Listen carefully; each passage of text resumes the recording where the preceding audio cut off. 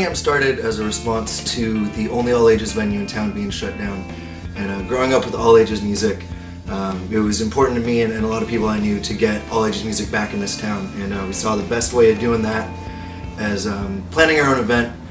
It turned into 3 days of all-ages music, bringing in bands from all over the region to Bellingham, which sort of led on to the secondary purpose of Yellingham, which is to establish Bellingham as a destination city for touring bands, for bands all over, to realize that we're not just a city to pass through on your way to Vancouver or Seattle, but we have a scene worthy of some recognition, and there's a lot of cool stuff going on here year-round. I'm really excited for this year because it more than ever kind of feels like the culmination of all of our experiences that we've had with Yellingham so far. Just because that first year was such a what if. It was I had never heard of anything like Yellingham, like a music festival in living rooms that like anyone could go to. The second year was kind of that. It's like, well, it worked once. Do you think it would work again? And last year was it got like too big. I think in my mind at least, it was we knew it would work again. So it was kind of this sky's the limit mentality with let's just book every band that we can find. And it was still a great event. We had a lot of fun. We also spread ourselves very thin, and we were really tired afterwards. This year, we've got a really long list of what to do's and what not to do's, and we're really, really focused. We've got a really, really, I think like the best list of bands that we've had since year one. It's just going to be a little bit more consolidated awesomeness, I suppose. I wish I could like shed a single tear.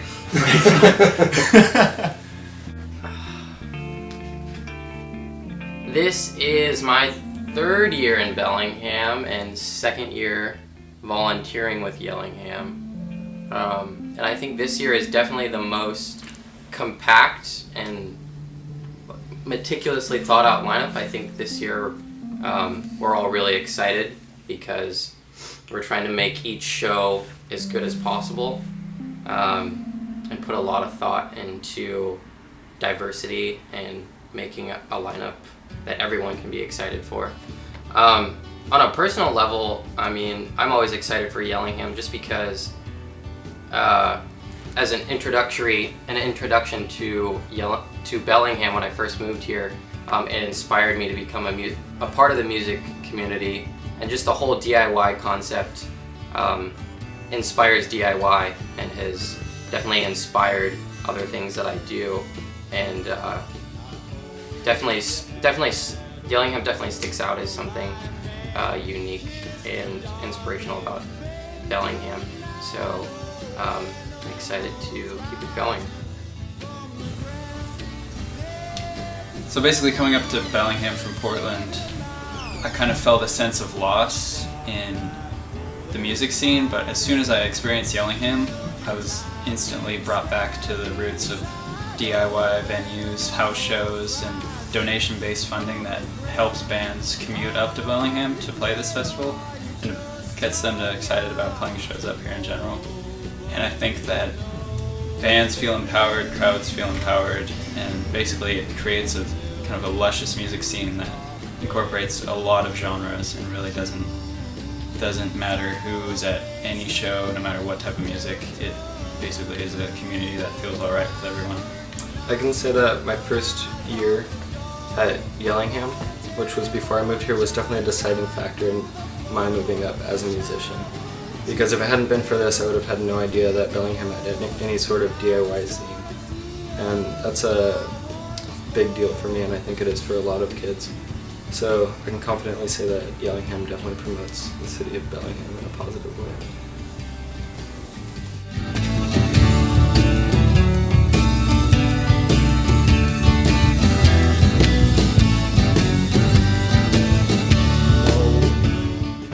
Alright, this is Makeshift. This is where we have all of our biggest shows at night. The opening night, that Friday, April 12th, this is where you'll come to get maps, all the information about the rest of the event. It's really cool. I'll volunteer on. always all ages shows going on.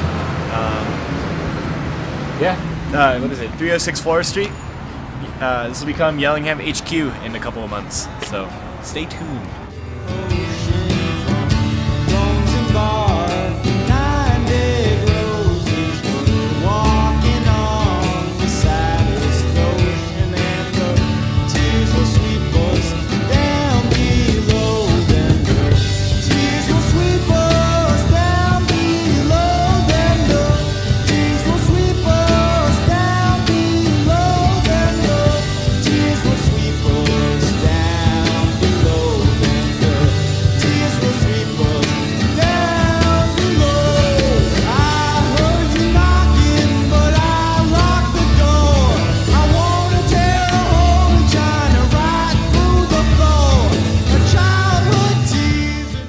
So, in addition to the basement at Makeshift, Yellingham kind of affords us the unique opportunity to have shows in spaces like this, where it's fantastically intimate with the artists and the crowd. There's just a total removal of the barrier that exists in a lot of mainstream music between the artists and the crowd, and so we'll squeeze everyone in here.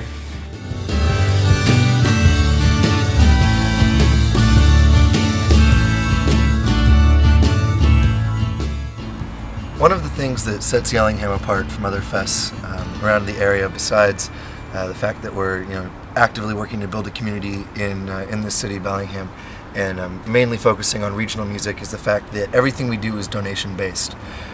We do fundraising before the event itself through benefit shows, food sales, things like this Kickstarter page. But the majority of the money that we make comes from donations over the course of the festival. In a lot of ways, this is a strength of our organization. I mean, we get to include people who may otherwise not be able to go to other big events, other big festivals in the region, simply based on ticket price. We can get them to come here in Yellingham, especially now that we're offering the kind of programming that rivals those events. And while it's an asset in many ways, the one setback is that we really do rely on community support to make Yellingham happen. Again, whether that's through this Kickstarter page or donations at the event, Yellingham is very much a product of this community and relies on this community. And besides that, the donations that we get through our various means, 100% of that goes into the hands of the bands that play the event. We're an anti-profit event. None of us take any money from what we're doing here. We're simply just trying to make Bellingham a better place for music and make all ages music more accessible in the city that we love. I think one of the neat aspects of the donation-based event is that the amount of donations we bring in, the fact that 100% is going to the artists, is it places a community value on the art itself. It's not just what we decided to pay the artist, it's what the community decides to pay the artist. So when that artist goes back and sees that they've gotten this much from the community, it inspires them to come back and to tell their friends to come back. And I think just the fact that from the first event to the current event, like 4 years later, we've gone from like begging artists to having artists come to us saying like, we had this friend who played who told us about your event, and we've never played Bellingham, but we heard so many good things about Yellingham that now like we can't wait to get up there. Like it really kind of validates all the work that we've done, especially since it's entirely volunteer. Like I haven't seen a penny of it, and that's completely fine because we get to experience it as much as everyone else.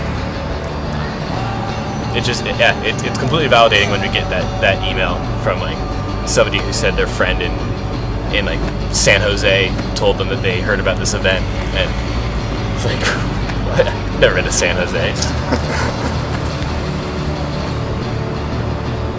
Mission accomplished, I guess, on that front.